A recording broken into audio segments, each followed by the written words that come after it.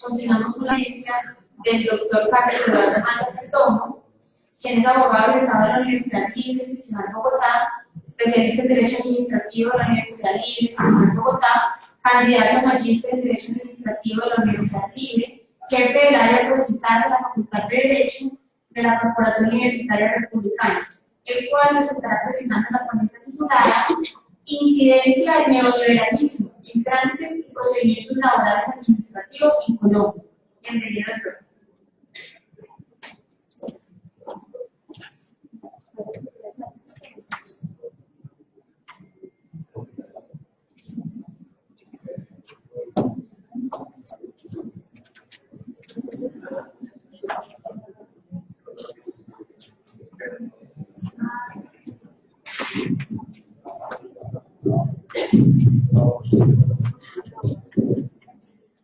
Bueno, muy buenos días. Buenas tardes ya. Para mí es un inmenso honor estar el día de hoy en esta institución en representación de mi alma mater, la Universidad Libre Seccional Bogotá, y en representación también de la Facultad de Derecho y de la jefatura del área procesal de la Corporación Universitaria Republicana de Bogotá. Muy bien. Como se hizo la presentación, soy abogado egresado de la Universidad Libre, especialista en Derecho Administrativo, candidato a magíster en Derecho Administrativo de la misma institución, y me desempeño como jefe del área procesal de la Facultad de Derecho de la Corporación Universitaria Republicana desde el 2017. De nuevo quiero expresarles mi gratitud, primero por estar acá, y a esta institución por hacerme esta invitación. Muy bien. El día de hoy me voy a referir a la incidencia del neoliberalismo en el derecho laboral y en el derecho laboral administrativo colombiano. Por esta razón, dividiré mi intervención en tres partes. La primera de ellas se referirá a entender qué es el derecho. En segundo lugar, haré referencia a cuáles son esos elementos que condicionan el contenido del derecho. Y por último, haré una referencia a tres ejemplos puntuales de la incidencia del orden económico en los contenidos del derecho laboral y del derecho laboral administrativo colombiano. Muy bien. En primer lugar, ¿qué es el derecho? Se ha intentado definir si efectivamente el derecho es una ciencia o es una disciplina del conocimiento humano. Y una de las características de cualquier ciencia es precisamente la universalidad y la exactitud de cada una de sus reglas.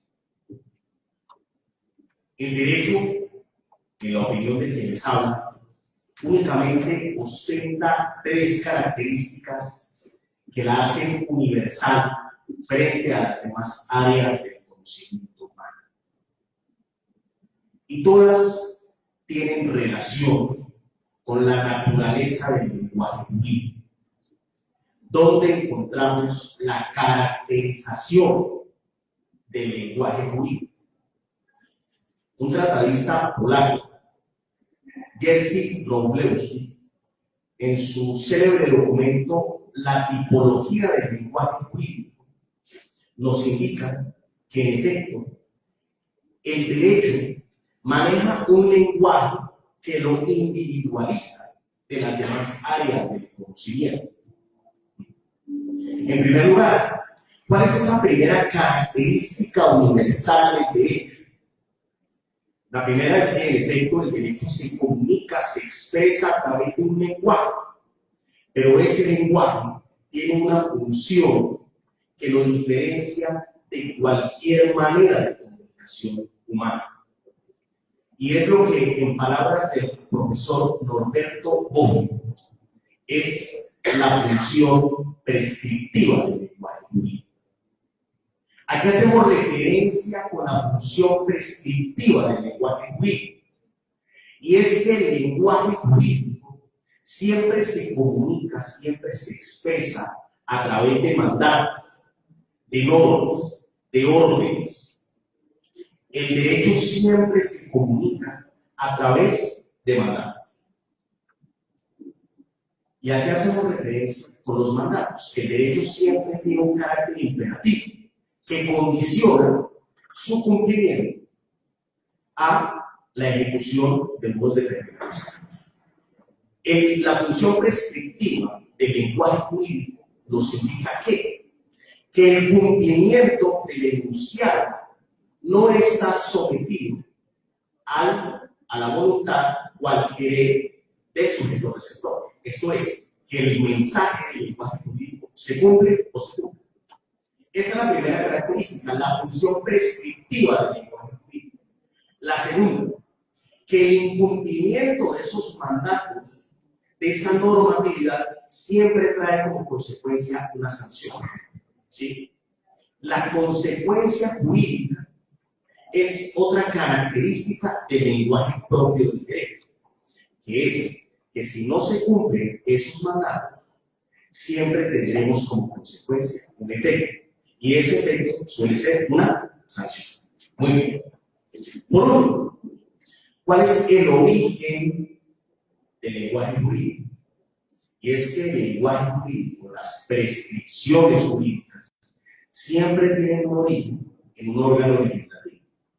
Es un órgano legislativo que está dotado de soberanía, que ha sido electo en virtud de los principios de la democracia representativa y de la democracia participativa, y que en función de ello dicta unos contenidos normativos. En palabras de Juan Jacobo Rousseau, la ley resulta ser la expresión, la manifestación de la voluntad popular. Bien. Muy bien. Digamos que esas son las características universales, pero pareciera ser que el derecho se comporta como un cascarón. El derecho, en efecto, siempre está expresado con un carácter imperativo. Tiene una función prescriptiva, siempre da órdenes, su cumplimiento genera sanción, y además existe un órgano específico que lo dicta. ¿Sí? Entonces, tenemos unas características universales del derecho. Pero pareciera ser que la función prescriptiva, la sanción y el órgano legislativo son el absoluto en el mundo del derecho, donde lo demás pareciera ser el relativo. ¿Y a qué me refiero con el relativo? El relativo son los contenidos. El contenido del derecho siempre es relativo. Pareciera ser que el derecho se comporta a manera de cascarón, ¿sí? A manera de copo, pero su contenido va variando en la medida en que se van transformando las relaciones sociales y puntualmente las relaciones sociales de producción. Carlos Marx explicaba que la ley no es absoluta, que cada sociedad y cada tiempo se dicta unas propias normas y que esas normas condicionan las relaciones sociales en esa determinada sociedad. Y ese contenido depende a su vez de la distribución de la propiedad sobre los medios de producción y de la estructura de esas relaciones de producción. Y por supuesto, el derecho laboral no es ajeno a ese fenómeno. Esto quiere decir que más allá de que el derecho laboral tenga unos contenidos propios de la ciencia jurídica, esto es, tenga unas normas que estén redactadas en función prescriptiva, que tenga unas sanciones en caso de incumplimiento, que siempre son promulgadas por el legislador. Eso no quiere decir que el derecho laboral sea ajeno a las relaciones sociales, puntualmente a las relaciones económicas globales, que son las que en últimas terminan condicionando su contenido. Muy bien. Corresponde ahora definir en qué orden económico se encuentra el mundo. y cómo ese orden económico termina por afectarnos a cada uno de nosotros. ¿Sí? A ustedes como estudiantes de Derecho, a mí como trabajador y como profesor de Derecho, en general.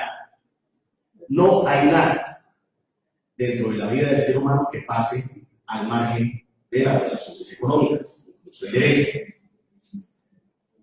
En la actualidad nos encontramos en lo que Lenin denominaría la fase superior del capitalismo.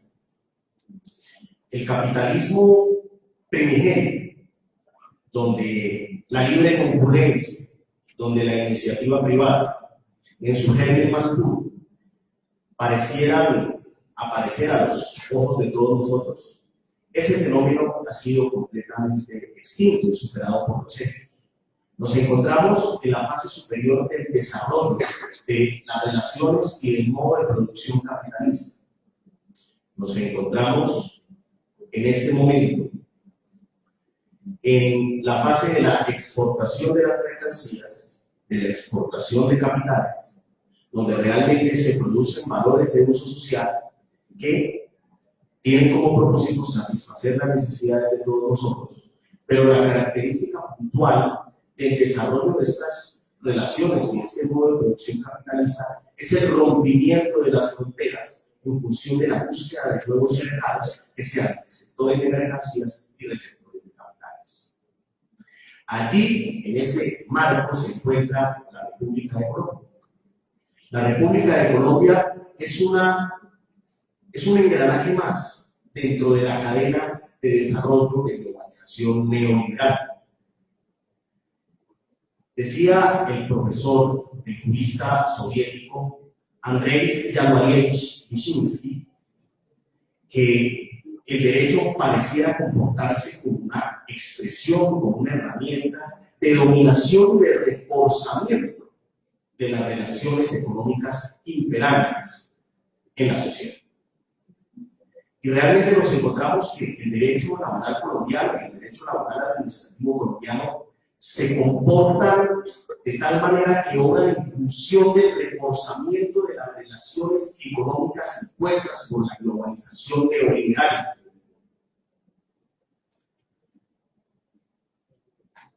Nos encontramos en la actualidad en la fase superior del capitalismo que se expresa a través de la exportación de mercancías, de la exportación de capitales, de la inversión extranjera directa y de los tratados de libre comercio, donde se ha pregonado, como bien lo citaba el profesor que me antecedía, desde el inicio de la década de los 90 o finales de la década de los 80, la apertura económica. Y por supuesto, el ordenamiento constitucional y legal colombiano no podía permanecer ajeno a ese tema. Y es en este momento de la historia donde nace la Constitución Política de 1991.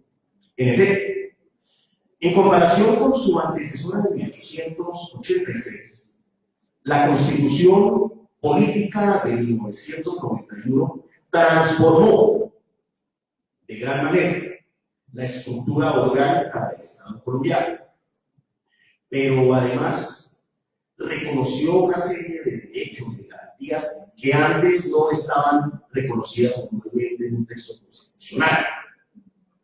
Además, la Constitución Política de 1991 tiene un carácter vinculante de aplicación directa en comparación con su antecesora de 1886.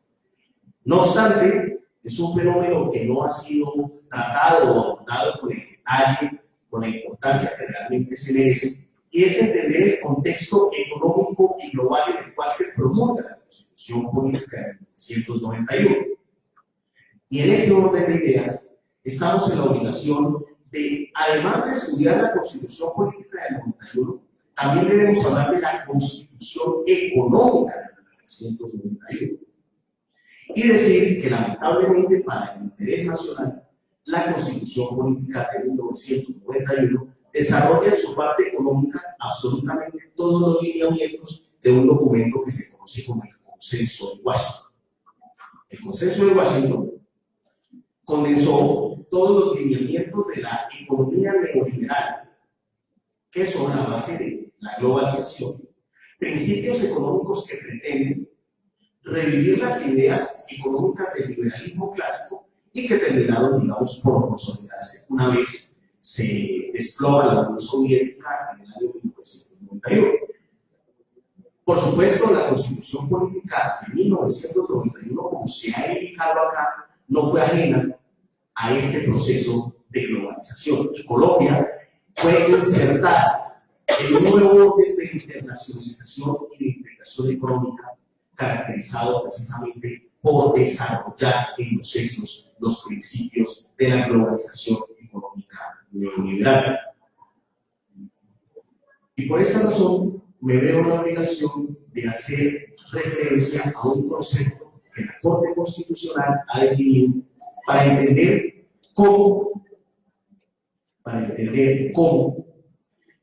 estas normativas internacionales tienen incidencia o tienen efecto en la legislación nacional. Y ese es el concepto de la supranacionalidad. Podemos encontrar varias sentencias sobre ello, pero yo recomiendo puntualmente para el estudio la sentencia C-256 del año 2014, que se refiere a la Comunidad Andina de Naciones, al derecho comunitario, y a cómo la supranacionalidad neoliberal, en la cual se encuentra cerca del Estado colombiano, permite que haya organismos internacionales, como los organismos multilaterales de crédito, como el Fondo Monetario Internacional, el Banco Mundial, la Organización Mundial del Comercio, la Comunidad Andina de Naciones, la Alianza del Pacífico, dicten normas de derecho comunitario que tengan incidencia directa en cada uno de los derechos de ustedes. La supranacionalidad nos indica que el Estado colombiano se despoja de unas competencias que otrora eran exclusivas para cederlas en favor de organismos internacionales, para que regulen asuntos que sean de incidencia nacional. Por ejemplo, en temas económicos, comerciales y de derecho laboral. Esa es la supranacionalidad, la entrega de la soberanía política del Estado colombiano para entregarla, para la redundancia, a organismos internacionales para que ellos dicten normas que tengan implicación directa en los derechos de todos nosotros y que afecten directamente el ordenamiento jurídico del Estado colombiano. Que no significa que las deroguen, simplemente las desplazan. ¿Sí? Ejemplo, y con esto termino. En primer lugar, quiero hacer referencia a la aludida ley del primer empleo. No sé si ustedes la recuerdan. Ley 1429 del año 2010, que precisamente tuvo como propósito, como eje fundamental, la liberalización de las relaciones de trabajo en el sector privado.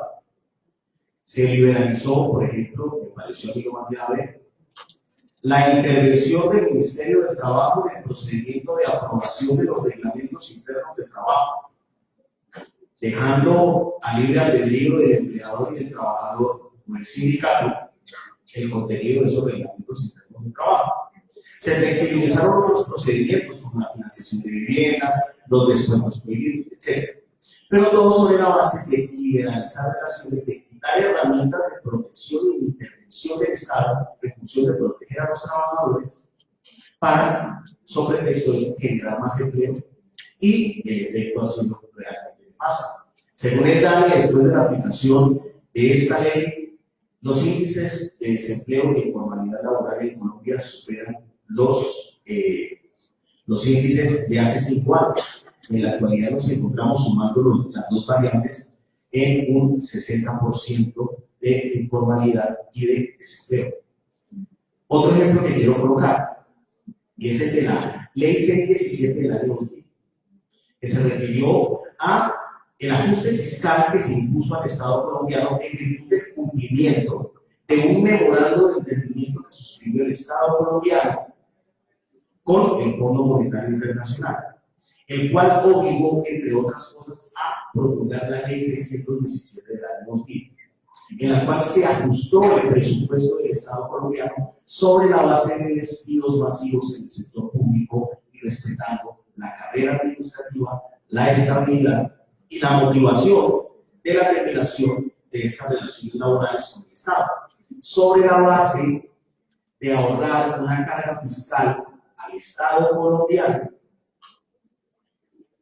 ¿sí?, para garantizar el pago puntual de la deuda externa.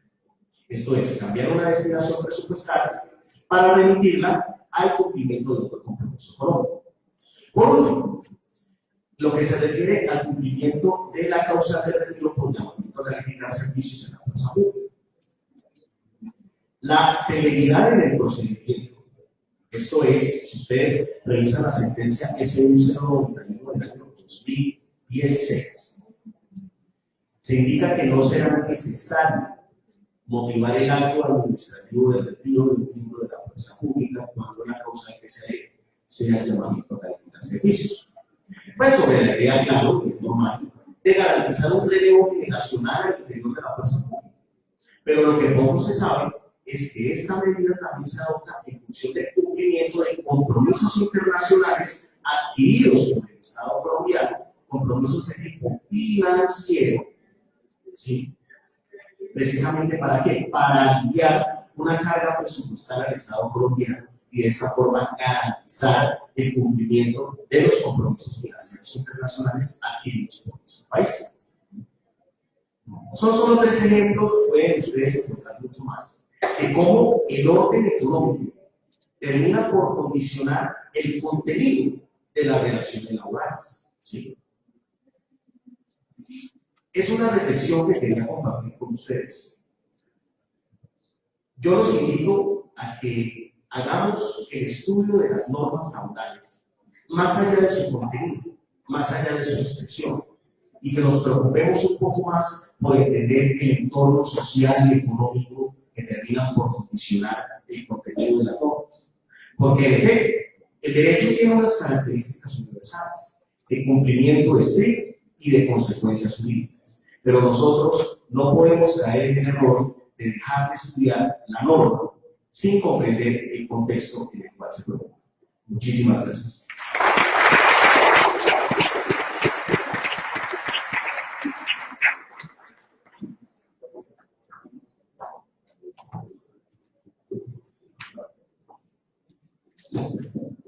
Gracias al doctor Carlos Amaya. Ahora